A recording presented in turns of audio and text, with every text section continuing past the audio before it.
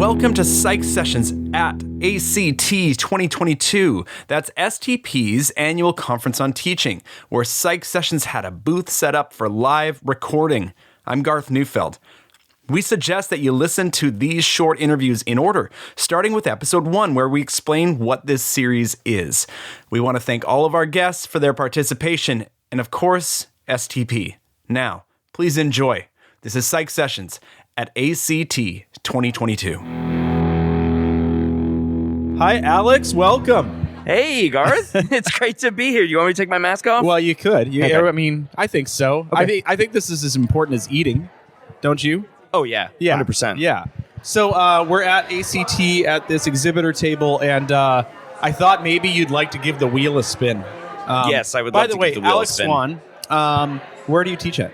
I teach at Eureka College in Eureka, Illinois, Central Illinois, rural area. And you have a Los Angeles phone number. I do. Is that where you're from? Yep. San Fernando Valley, represent 818. Mm-hmm. Okay. You actually sound like a good friend of mine who's from Los Angeles. We all sound the same. Yeah, you do. Yeah, you do. But we're going to get Alex. Hey, Eric. Eric's over here. We're going to get Alex. Alex is on our hit list for we're going to do a full one. I would love it. Talk to us about your podcast. What is it? Cinema Psych podcast, wherever you get your podcasts, you know. Yep. You know the drill. Cinema Psych. It's great. We talk about movies and we talk about psychology. Me and, either by myself or with a fellow psych educator. Right on. Like yourselves. Yeah. Awesome. They can just check that out. Cinema Psych. Search it wherever. Yeah. Yeah. Website? I get most cinemapsych.swanpsych.com. Yep. So all of my stuff is under my swanpsych.com and some URL. cool things happening.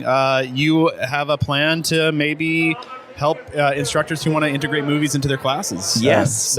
With you and with your and Eric's help, along with Jane Hallinan and Jordan Troisi. Yep. Getting that top ink going. Get that top ink. Oh man, that was a great experience. It was, but I appreciate the push. Yeah. Okay. You know what I mean? Yeah. Well, I'm glad we could get you in because, you did it not occur to you beforehand before you found out somebody dropped out? I mean, it had, but with the thing with emails is when you get inundated with them and you're like, oh yeah, I'll do that later. I'll do that later. And I'm sad to say, I forgot. And then when Jordan Waggy, who was the one who had to drop out, when she told me that she was doing Top Ink, I just the idea that I had for years now that I talked about at Top Ink, it just went right in. I had a light bulb moment. I was like, oh, I could do that. Totally. Good. So, it worked out. Was it helpful? Yeah, it was. Okay. Yeah, because I hadn't really looked at the necessary pieces of it. I mean, I would say my project was a little less geared toward the academic. Right. In a sense that some of the other projects were, developing a book or things like that. But, and so it's something that I could do on my own, which is maybe not going to have all its huge impact on my career overall, but I wouldn't be so sure though. I mean, and the fact that you started a podcast and stuff is these things have an indirect impact. It's really interesting. Yeah, it's pretty cool. Okay, so I have this fancy wheel here. Would you feel too self-conscious to spin the wheel? No. Okay, you ought to because it's fun. I'm self-conscious. I mean, I'm always self-conscious. So no to spinning the wheel, but just yes all the time. Yeah, you could just give it a little spin. I don't know which way it goes. Here we go. Does it? Oh, you can barely hear it. Okay. So work and life is what came up, and so these are topics. Work and life. What I think I meant balance, but it can go work and life. How do you do with that? That is a great question. So when I started at Eureka College, I made a commitment to both myself and to my wife and family that I was going to try to maintain that and not do the model that I had been doing for graduate school. So I go Monday through Friday to campus, and then I work, sort of 9 to 5 kind of working hours. Yep. All my classes are in that time. My office hours are in that time.